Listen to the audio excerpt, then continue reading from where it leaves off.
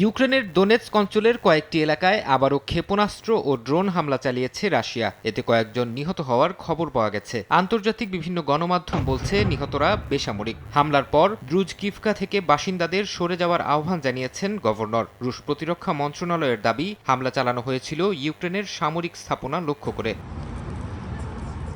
জবাব দিয়েছে ইউক্রেনও। রোববার মস্কো, বেলগোরোদ সহ রাশিয়ার ৩টি শহর লক্ষ্য করে ড্রোন হামলা চালিয়েছে জেলেনস্কি বাহিনী। এতে কয়েকজন আহত হয়েছেন। এদিন রাতভর শতাধিক ড্রোন ভূপাতিত করার দাবি করেছে রাশিয়া। ইউক্রেনের হামলার পর প্রায় ৩০০ ফ্লাইট বিলম্ব হয় বলে জানিয়েছে রুশ গণমাধ্যম।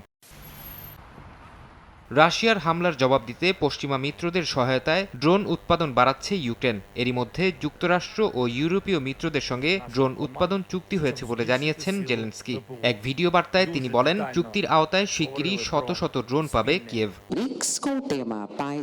ব্রিক্স শীর্ষ সম্মেলনেও সদস্য রাষ্ট্রের নেতারা রাশিয়ার পক্ষে কথা বলেছেন। সম্প্রতি দেশটির ব্রিয়ান্স্ক, কুর্স্ক ও ভেরোনোজে চালানো ইউক্রেনীয় হামলার নিন্দা জানান তারা। একই সঙ্গে উদ্বেগ প্রকাশ করেন শিশুসহ বেসামরিক নাগরিক হতাহতের ঘটনায়। ব্রিক্স নেতারা আলোচনার মাধ্যমে ইউক্রেন যুদ্ধের সমাধানের ওপর জোর দেন।